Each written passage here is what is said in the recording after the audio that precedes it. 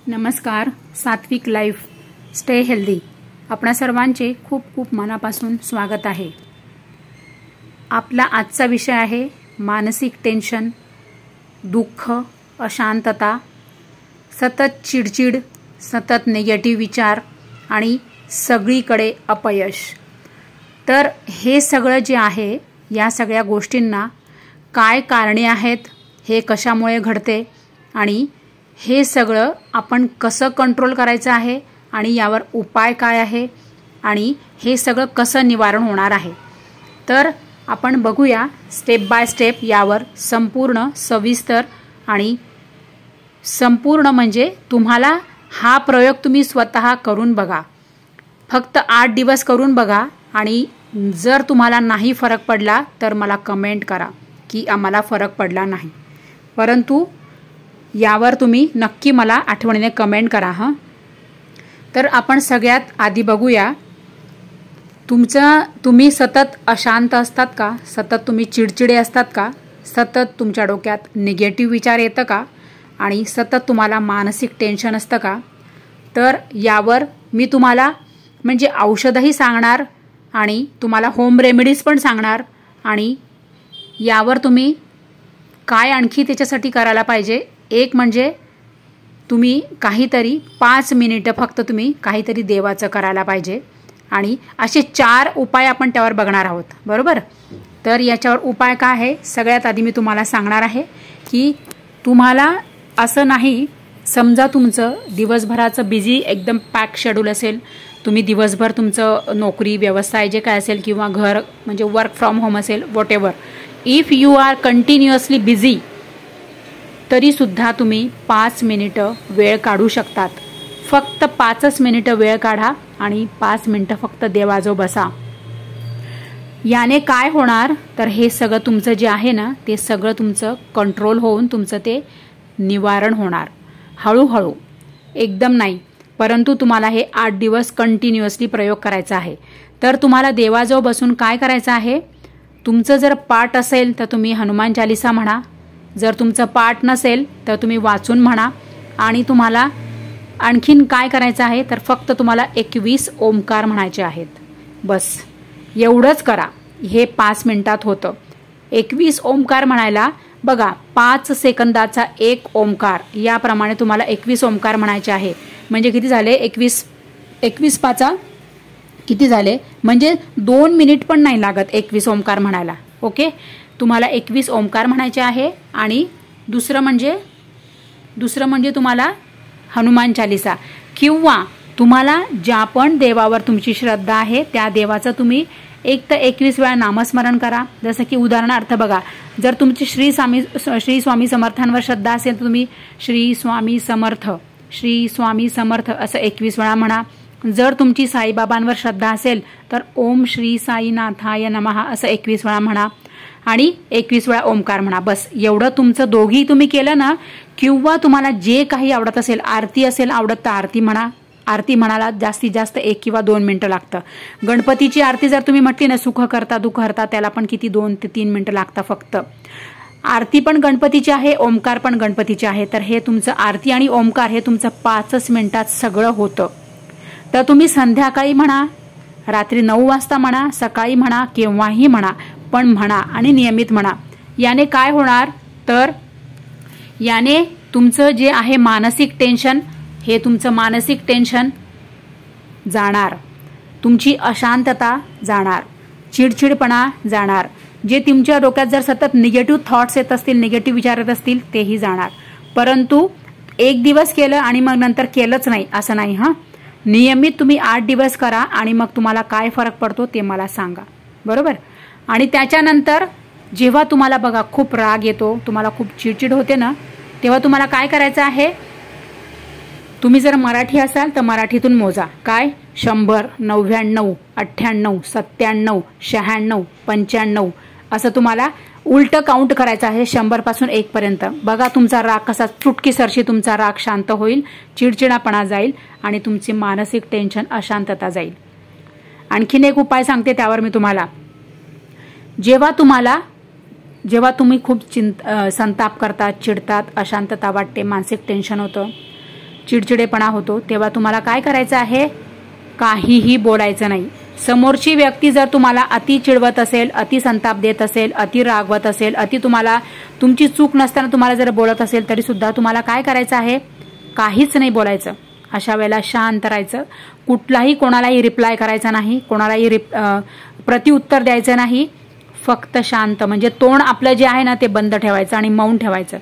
जर तुम्हाला हे शक्य होत नाही ना, काहीतरी देवाचं लगेच कोणी काही आपल्याला त्रास द्यायला लागलं ना की काय लगेच आपल्या तोंडात मनातल्या मनात आपण देवाचं नामस्मरण सुरू करायचं. कोणतंही एक तर तुम्हाला उलटं काउंट करायचं आहे. 100, 99, 98, 97, 96, 95, 94 असं तुम्हाला उलटं काउंट करायचं आहे. किंवा तुम्हाला कुठल्या तरी देवाचं एक नामस्मरण लगेच चालू करायचं आपण. ओम श्री साईनाथाय नमः, ओम श्री साईनाथाय नमः. तुमच्या ज्या देवावर श्रद्धा आहे त्या देवाचं तुम्ही नाव घ्या, नामस्मरण करा. बघा, तुम्ही हे प्रयोग करा फक्त 8 दिवस आणि मला सांगा त्याच्यावर तुम्हाला काय फरक पडला ते. ओके. आता आपण नंतर बघणार आहोत की तुमच्या जीवनात जर तुम्हाला यश नाहीये, जर तुम्हाला कुठेही सक्सेस नाहीये, जर तुमचं कुठेही काही काम होत नाहीये, तर तुम्हाला काय करायचं आहे? तर बघा, तुमच्या म्हणजे तुम्ही मुलगा असू दे, म्हणजे जेंट्स असू दे किंवा तुम्ही स्त्री असू द्या, तुम्ही स्त्री असो किंवा पुरुष असो, म्हणजे यात सगळं आलं. आता आजी आजोबा, काकू काका, भाऊ बहीण, आई, मुलगा मुलगी, व्हॉटेवर. जेंट्स म्हटलं की त्यात सगळे आले, लेडीज म्हटलं की त्यात सगळे आले. तर तुम्ही तुमच्या पर्समध्ये ठेवा एक छोटासा तुकडा तुरटीचा. तुरटी कोणती? जी पुरुष लोक शेविंग करताना वापरतात ती नाही. जी पारदर्शक स्वच्छ अशी तुरटी येते ना, त्या तुरटीचा छोटासा खडा तुम्ही तुमच्या पर्समध्ये ठेवा. ओके. तुमच्या जेंट्स असाल तर तुम्ही तुमच्या वॉलेटमध्ये छोटासा तुकडा ठेवा. एक शेंगदाणा एवढा ठेवला तरी चालेल, म्हणजे तो मावेल. असं छानपैकी झिपलॉक बॅगमध्ये तुम्ही तो ठेवा पॅक करून आणि तुमच्या जवळ तो सतत असू द्या. याने काय होणार? तुमच्या सोबत कुठलीही निगेटिव्ह ऊर्जा येणार नाही. तुमच्या जवळ आसपास पण कुठलीही निगेटिव्ह ऊर्जा फडकणार नाही. आणि याने काय होणार? याने होणार, तुमच्या जवळ जर निगेटिव्ह ऊर्जा आलीच नाही तर तुमच्या शरीरात, तुमच्या मनात, तुमच्या बुद्धीत, तुमच्या विचारात निगेटिव्ह ऊर्जा ही कधीही एंट्री करणार नाही. काय होतं आपल्याला कळत नाही. जेव्हा आपण दरवाजाच्या बाहेर जातो ना, घराच्या बाहेर पडतो, तेव्हा वातावरणात असंख्य वातावरणामध्ये असंख्य निगेटिव्हिटी आहे, निगेटिव्ह ऊर्जा आहे, असंख्य निगेटिव्ह शक्ती आहेत की त्या म्हणजे आपल्या शरीरामध्ये त्या नकळत आपल्या प्रवेश करतात. ते आपल्याला कळत पण नाही. कारण की आपलं नाक उघडं असतं, कारण ते अतिसूक्ष्म असतं, अतिशय सूक्ष्म असतात त्या शक्ती. पण त्या नाकातनं, आपल्या डोळ्यातून, आपलं तोंड उघडं असतं ना बोलताना, आपल्या तोंडातून त्या नकळत आपल्या शरीरात प्रवेश करत असतात. पण त्या एकदा प्रवेश केल्या की त्या बाहेर कशा निघणार? तर त्या बाहेर निघण्यासाठी की जसं की मी तुम्हाला आत्ताच उपाय सांगितलं की तुम्ही दररोज देवाजवळ 5 मिनिटं बसायचं आहे आणि तुम्हाला देवाचं ओमकार 21 वेळा म्हणायचे आहेत, किंवा तुम्हाला 21 ओमकार आणि आरती म्हणा किंवा नामस्मरण करा. तुम्हाला ज्या देवाचं आवडेल त्या देवाचं. ओके. हे तुम्ही 8 दिवस तुम्ही प्रयोग करा आणि मला सांगा तुम्हाला काय फरक पडला ते. आता आपण बघूयात, जर तुम्हाला काही आणखी दुसरे काही म्हणजे जास्त सिव्हिअर त्रास असेल, सिव्हिअर प्रॉब्लेम असेल, तर त्यावर काय उपाय आहे तुम्ही कमेंट करा. तुम्हाला मी त्याच्यावर नक्की उत्तर देणार, उपाय सांगणार आणि त्यासाठी व्हिडिओ घेऊन येणार. आता आपण बघूया, तुम्हाला जीवनात कुठे सक्सेस नाही आहे का? काही हरकत नाही. बघा, त्यावर 100% उपाय आहे. मी तुम्हाला माझं स्वतःचं उदाहरण देते, म्हणजे मग तुम्हाला काय वाटेल? खरं वाटेल आणि त्याच्यापासून तुम्हाला प्रेरणा मिळेल. आणि तुम्हाला मी एक म्हणजे जीवन जगण्यासाठी आपल्याला काहीतरी एक आयडिया पाहिजे, आयडियल समोर पाहिजे, आयडियल व्यक्ती. बरोबर आहे की नाही? तसं मी दररोज माझ्या जीवनामध्ये माझी आई आणि वडील हे माझे आयडियल आहे. इवन माझा लहान भाऊ, सगळ्यात लहान भाऊ आहे माझा, तो सुद्धा माझ्या जीवनात माझा आयडियल आहे. तसं तुम्हाला मी एक प्रेरणा मिळावी म्हणून सांगतेय. कसं आहे माहिती का? सगळ्यात पहिली महत्त्वाची गोष्ट मी तुम्हाला सांगते की तुम्ही कोणाचाही हेवा करू नका. हेवा म्हणजे काय? जर तुम्हाला नसेल समजत तर मी स्पष्ट सांगते अजून की बघा, या व्यक्तीला इतका पगार आहे, या व्यक्तीने एवढा मोठा बंगला बांधला, या व्यक्तीने इतकं मोठं एवढी मोठी त्याने कार घेतली, या व्यक्तीने, ही व्यक्ती अमुक एक व्यक्ती ही एवढी मोठी म्हणजे एकदम मोठी यूट्यूबर झाली, मलाही व्हायचं आहे. कधीही कोणाचाही हेवा करू नका, कारण की त्याचं नशीब वेगळं आहे, त्याचे कर्म वेगळे आहे, त्याचं मागच्या जन्माचं पुण्यकर्म वेगळं आहे, त्याचं मागच्या जन्माचं पापकर्म वेगळं आहे, त्याच्या मागच्या जन्माचं सगळं वेगळं आहे. आणि आपल्या मागच्या जन्मात आपण जे काही करतो त्यानुसार आपल्याला हा जन्म प्राप्त झालेला आहे. म्हणून मी असं नाही म्हणत की तुम्ही पापी आहे मी पापी, असं नाही म्हणत मी. आपण प्रयत्न करायचा, परंतु प्रत्येकाच्या जीवनामध्ये म्हणजे जी योग्य वेळ असते ना, यशस्वी व्हायची वेळ, ती वेगवेगळी असते. आणि म्हणून आपण प्रयत्न सोडायचा नाही. आपल्या जीवनात पण यश येणार, आपल्या प्रयत्नांना यश मिळणार. फक्त आपण हिम्मत नाही हारायची, प्रयत्न नाही सोडायचे आणि कधीही निगेटिव्हिटीला बळी नाही पडायचं. आणि सगळ्यात महत्त्वाचं म्हणजे की हेवा केल्याने काय होतं माहिती का? हेवा जर आपण केला ना, समजा एक्स व्यक्ती आहे, तिने इतक्या कमी वेळात प्रगती केली, त्या एक्स व्यक्तीने इतक्या कमी वेळात त्याला सक्सेस मिळाला, मला काय नाही मिळणार, मी पण करेल. हो बरोबर आहे, परंतु त्याला जे काही त्या प्रगती करण्यामध्ये त्याला जे काही अडचणी आलेल्या आहेत, ज्या काही समस्या आलेल्या आहेत, जे काही दुःख आलेले आहेत, त्याच्या मागे त्याने काय काय गमावलं आहे हे आपल्याला माहित असतं का? नाही. आपल्याला फक्त काय दिसते? त्याची प्रगती. म्हणून हेवा नका करू. तुम्ही स्वतः तुमचं ध्येय ठरवा. तुम्हाला काय हवंय? तुम्हाला एकदम म्हणजे मोठं यूट्यूबर व्हायचं आहे का? तुम्हाला मोठं जीवनात सक्सेस व्हायचं आहे का? सक्सेसफुल व्हायचं आहे का? तुम्हाला जीवनामध्ये खूप काही प्राप्त करायचं आहे का? हो, पण त्यासाठी कंटिन्यूस आपल्याला कष्ट करावे लागणार. आपल्या ध्येय गाठण्यासाठी आपल्याला तसे एफर्ट्स घ्यावे लागणार. आपल्याला तसं सगळं द्यावं लागणार.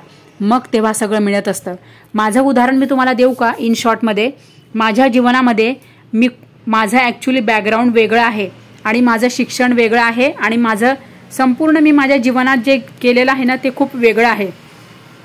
म्हणून प्रत्येकाचं जीवन हे वेगवेगळं आहे, प्रत्येकाचे कर्म वेगवेगळे आहे, प्रत्येकाचं दैव वेगवेगळं आहे. म्हणून कोणाचीही कोणाबरोबर कम्पेअर करू नका, तुलना करू नका आणि कोणाचाही हेवा करू नका. यात सगळं आलं. तुम्ही तुमची मेहनत करा, तुम्ही तुमचं कष्ट करा, तुम्हाला सुद्धा यश मिळेल. फक्त प्रत्येकाची यशस्वी व्हायची वेळ ही ठरलेली आहे. प्रत्येकाची यशस्वी व्हायची वेळ ही वेगवेगळी असते. प्रत्येकाला एकाच वेळेत कसं यश मिळणार ना? त्याला मिळालं 2 महिन्यात यश, मला पण मिळालं पाहिजे असं नाही होत. म्हणूनच मी तुम्हाला परत सांगते की प्रत्येकाचं हे वेगवेगळं आहे. नशीब, प्रत्येकाचं कर्म वेगवेगळं आहे. परंतु तुम्ही देवावर जर तुम्ही देवाला मानत नसाल ना, तर मी सांगते यावर तर मी सेपरेट व्हिडिओ आणणारच आहे. तुम्ही देवाला मानतात की नाही हे मला कमेंट करा. कारण की खूप जण म्हणतात की देव आहेच नाही. या विषयावर आपण सेपरेट व्हिडिओ आणूया, परंतु व्हिडिओ मोठा होऊन जाईल. त्यामुळे आता मला तुम्ही सांगा, तुम्हाला व्हिडिओ आवडला का? तुम्हाला व्हिडिओ जर आवडला असेल तर नक्की कमेंट करा, चॅनलला सबस्क्राईब करा, बेल आयकन प्रेस करा, म्हणजे घंटीचे बटन दाबून तुम्ही ऑल नोटिफिकेशन ऑन करा. तरच तुम्हाला माझे प्रत्येक व्हिडिओ मी जेव्हा अपलोड करेल तेव्हा तुम्हाला नोटिफिकेशन येईल. नाही तर तुम्हाला कळणारच नाही. चॅनल जर सबस्क्राईब केलं तुम्हाला तर मुळीच कळणार नाही की माझा व्हिडिओ आला म्हणून चॅनल नुसतं सबस्क्राईब नका करू, तर घंटीचे बटन दाबून तुम्ही ऑल नोटिफिकेशन सिलेक्ट करा. तरच तुम्हाला प्रत्येक वेळेला माझा व्हिडिओ आला की तुम्हाला कळेल, तुमच्या मोबाईलमध्ये घंटी वाजेल. आणि हा व्हिडिओ कृपया करून सगळ्यांना शेअर करा. कदाचित तुम्हाला जर नाही आवडला तर दुसऱ्यांना आवडेल.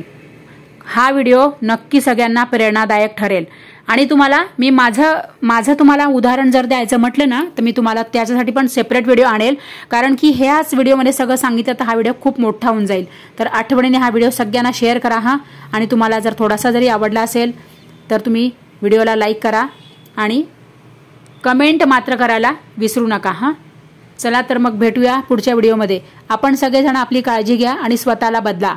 आपल्याला दुसऱ्या व्यक्तीला बदलायचं नाहीये, आपल्याला स्वतःला बदलायचं आहे. जर आपल्याला प्रगती आपल्या जीवनात हवी असेल तर आपल्याला स्वतःला बदलायचं आहे. आणि आपण जेव्हा स्वतःला बदलू ना तेव्हाच आपण घडू. ओके, चला, थँक्यू. भेटू पुढच्या व्हिडिओमध्ये. Thank you very much.